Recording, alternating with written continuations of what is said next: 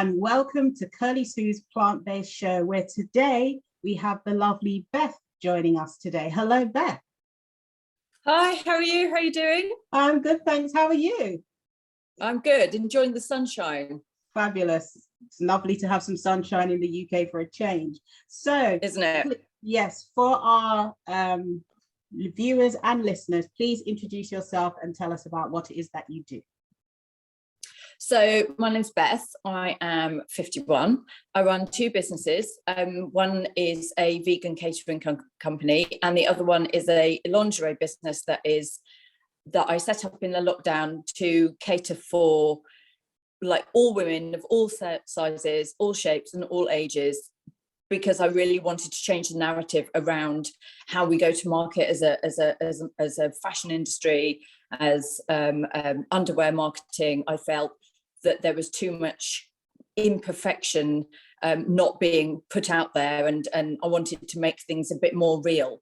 I wanted to change, quite dynamically shift how we go to market, and so that's why I started that company. And I also felt when I started Vegalicious, I started that just before lockdown, which was obviously slightly disastrous because then as a private chef I couldn't work. Yeah. So now the two things I can do, but that it makes it quite busy doing the two things together. All right. Okay, so tell me, first of all, we're going to talk a bit more about your businesses shortly, but first of all, tell me about your vegan journey. How did you become a vegan? What has it been like? So forth.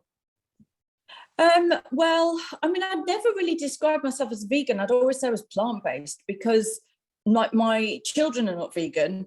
So my daughter is, my two boys are not.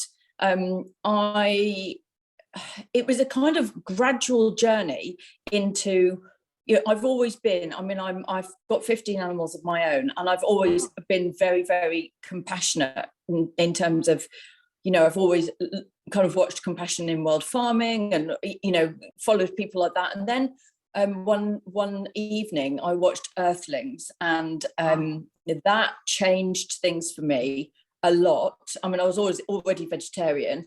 And then I watched Land of Hope and Glory, which is all filmed in the UK. And I just thought, I don't think I need this in my life. I don't need to necessarily have these products in my life. There's enough. We've got a bounty in this country alone where we don't need to rely on animal products for our diet and for our health. I mean, there are always exceptions, of course, but for me personally, it was more of an ethical journey rather than one of a health-based journey. Right. Okay. So how long have you been a vegan? About 4 years. 4 years. Okay. For me, this year will be 9 years. Yeah. I've been vegan. I was a vegetarian before myself as well. And I had a similar journey to yourself where I watched Vegucated, got the truth about milk, forks over knives, and those kind of gave me aha, and what I call an aha moment where I decided to make the switch from vegetarian to veganism. But tell me a bit more about your businesses. First of all, the catering one. How did that come about? Well, it was a really just being in the right place at the right time. I have a very good friend that designs yachts, and he had a client that had vegan guests coming, and he said, we can't find a vegan chef anywhere. And I've always loved to cook, and like, going on MasterChef was always one of my kind of I really want to do that, but I thought I don't want somebody to give me something like foie gras and say, here you go, make that, because no, and there's no kind of point at which, obviously we had the Bake Off, we had a vegan baker. She was, bless her, she was amazing. But that there isn't yet a place for vegan vegetarians to enter MasterChef. But I love presenting, I love the whole entertaining thing, like making people happy, making food look gorgeous. And I think it's even easier to do that actually with vegan food than anything else. So I just said, well, I can do it. And I went off and went to cook for this client for 10 days, who then introduced me to other people. And then I thought, I better get a website, which is very basic. But that's how the journey began. I literally was in the right place at the right time. Somebody else said, and I said, I'll do it.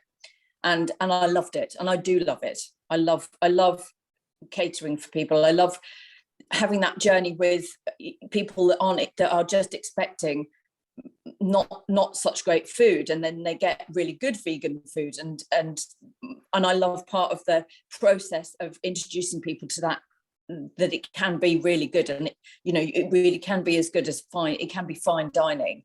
It doesn't have to be what everyone kind of thinks of as vegan meals, if you like. So when you're catering for people, what is kind of your go-to dishes in terms of catering for people? I know it varies. It really varies on what they like, but I mean, my most popular ones are like a mushroom and truffle risotto, but I do it with a kind of deep fried mushroom on top, which is like a mushroom beignet, and then I make a mustard ketchup out of cashew cream with truffle and mushroom kind of mixed together, and that makes kind of like a paste. So you put it nicely, it kind of goes into one of those nice swirls on the plate, and all looks really pretty, and then you garnish it with some thyme, and that it's a really class dish. I love that. And then for dessert, the everybody's favorite is Prosecco battered pineapple with raspberry coulis, because it's so easy, but it's also really easy to make it look amazing. Yes. So and it's real treat food, and it's there's nothing lacking.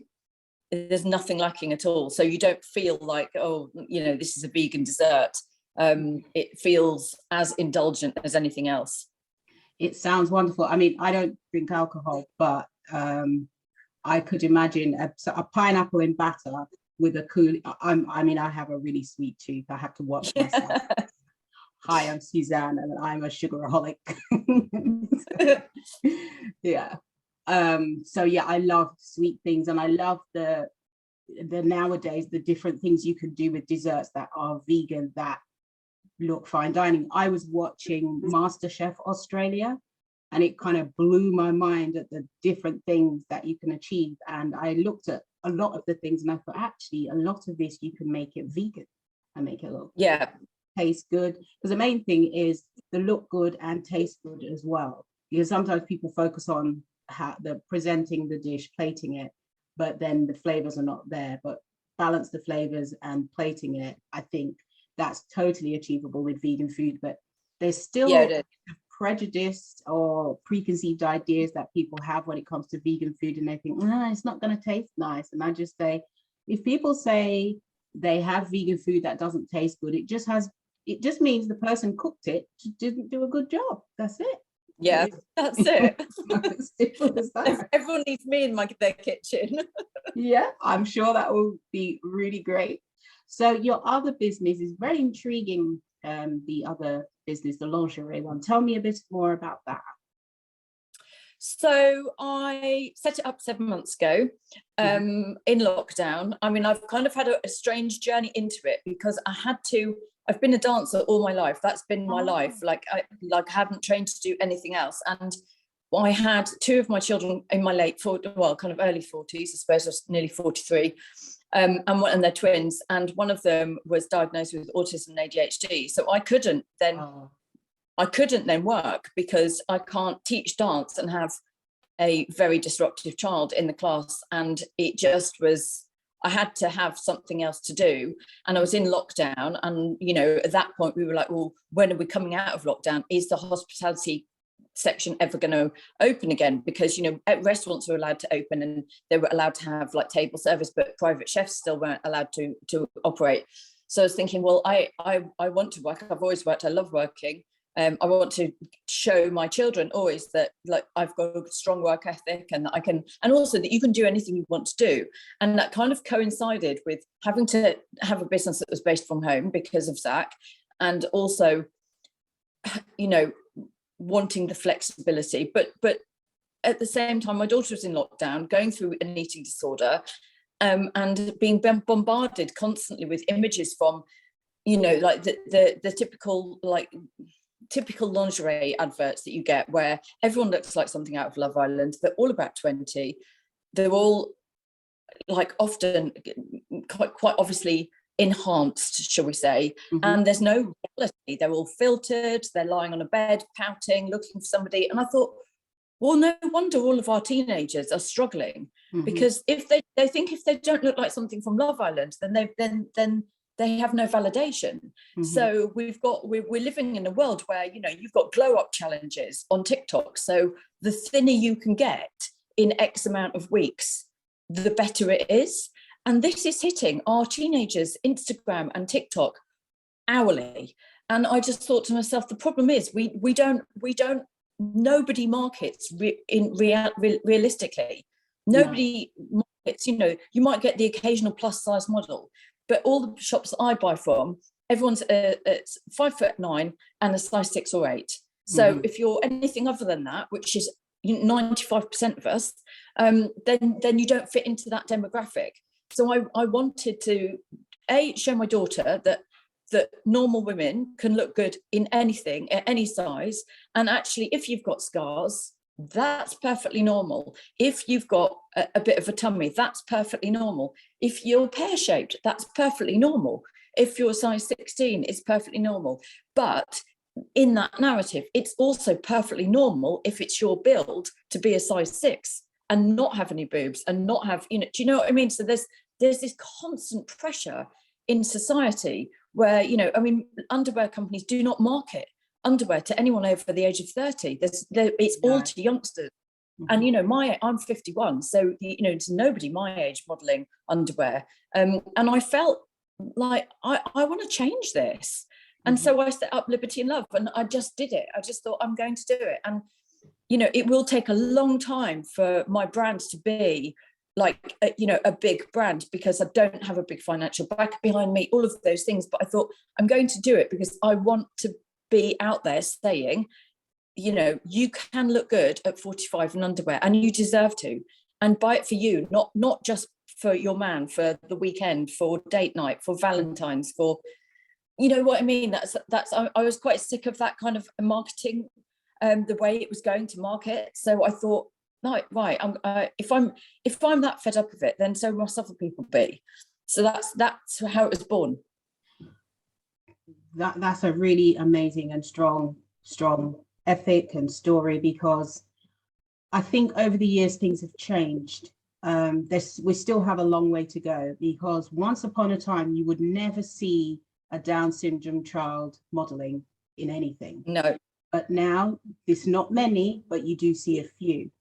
Turn back the clock to the 80s, and women who look like me, you would see very few people like that on TV. Now, since the whole George Floyd thing, I'm looking and I'm thinking, oh, wow. So what happened all of a sudden? There's just been an explosion of diversity on TV all of a sudden, when before they said, oh, no, there's not something we can include. And I thought, oh, okay, so how come you can include it now? So we have a long way to go in terms of reflecting reality and being fair in what we show on the television and media in general. And I really do think the whole thing about the image of women in particular, we're under pressure. You have to be slim, you have to do this. It's always, you know, women who have to do all these different things to look perfect. For what? Do men have to do all of that? I don't think it's fair. No. Exactly. It's not fair at all. It's just all this pressure. And I kind of realized, because I'm a great fan of Call the Midwife. I didn't watch it before. And then they had a new character come in who I liked, and I thought, oh, let me watch it. And it's really good to see the history of the UK through the lens of Call the Midwife. And it also shows some of the things that women have gone through the ages. Because there's one part of it where the woman wanted to get a bank account, and they said, oh yeah, you have to speak to your husband first.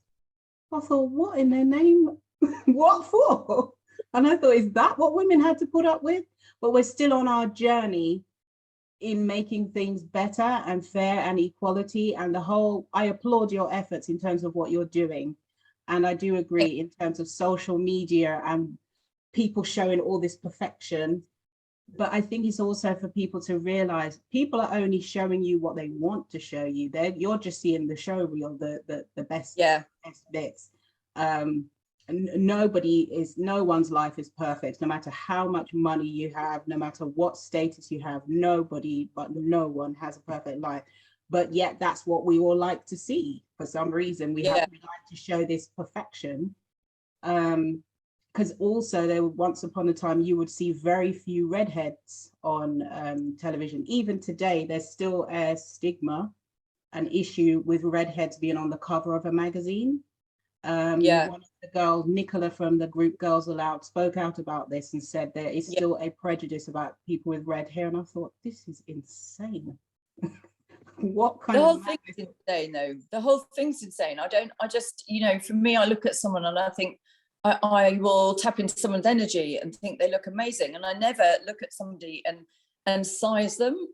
I never kind of go, oh, like, yeah, you'd be really pretty if you were bigger or slimmer or anything like that.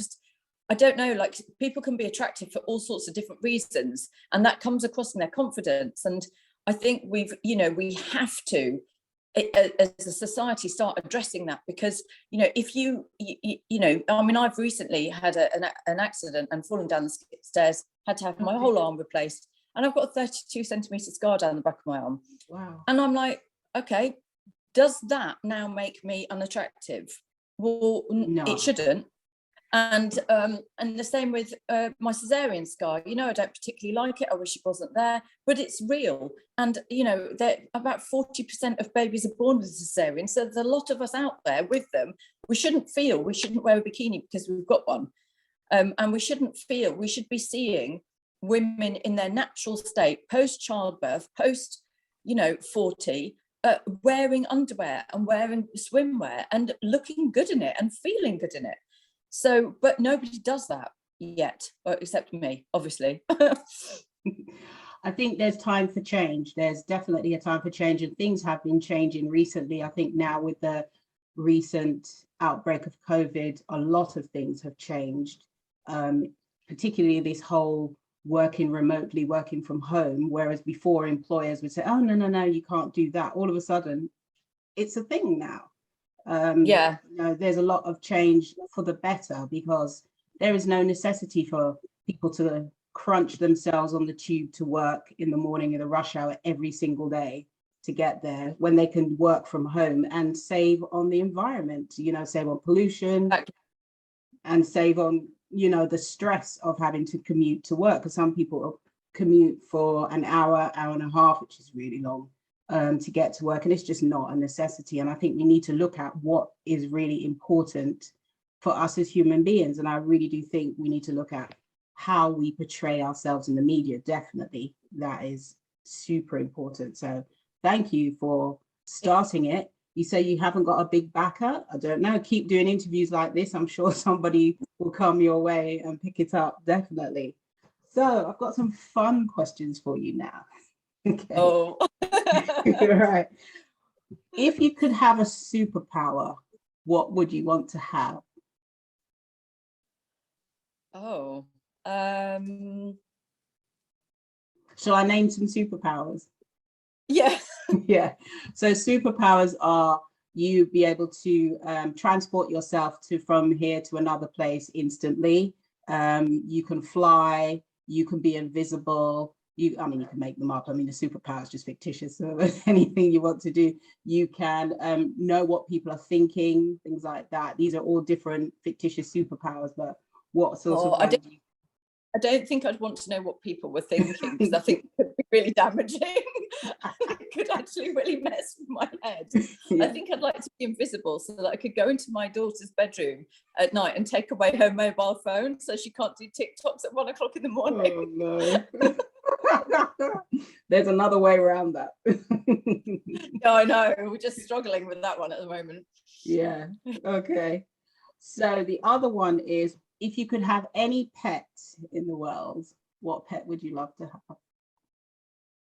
Well, I've got quite a few animals myself already, but I think I would have a meerkat. I love meerkat.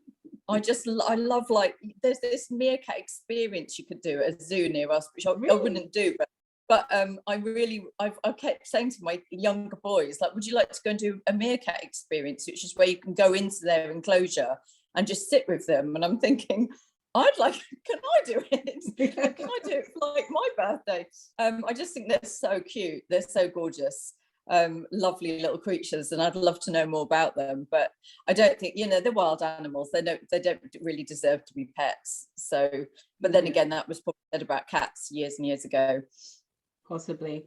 For me, it would be penguins. My favorite animal is a penguin. Oh, yeah. I think they're so cute, and they're very loyal. Once they have a partner, they stay with them for life. So yeah.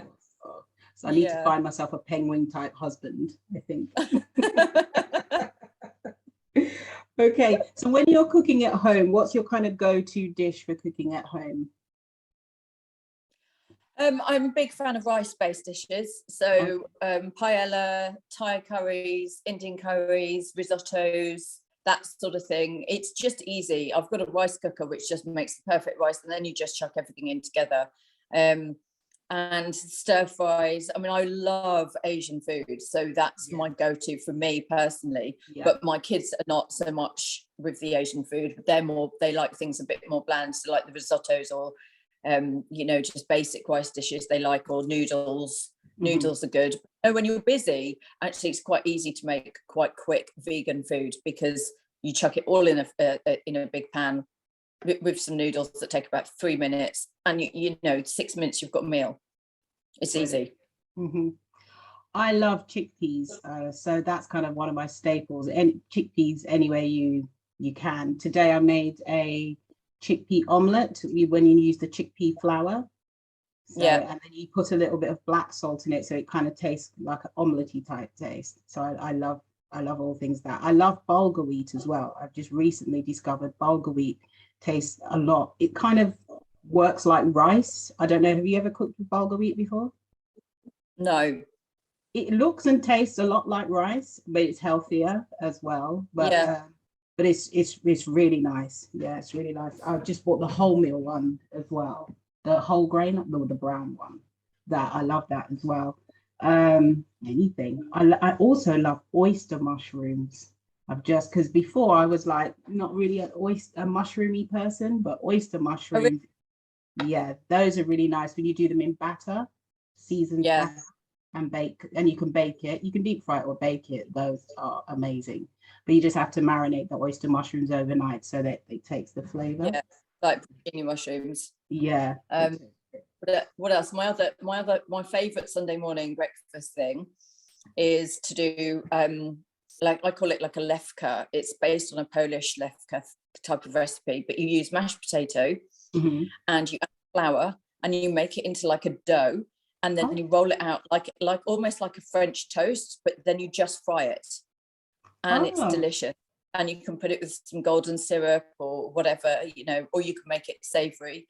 But actually, it is really easy. Just literally simple mashed potato with flour, and you just mix it all together until you've got like a almost a doughy consistency, and then you just squish it out into like little circles, little squares, and fry it. And it's so good. It is so good. I'm gonna try that.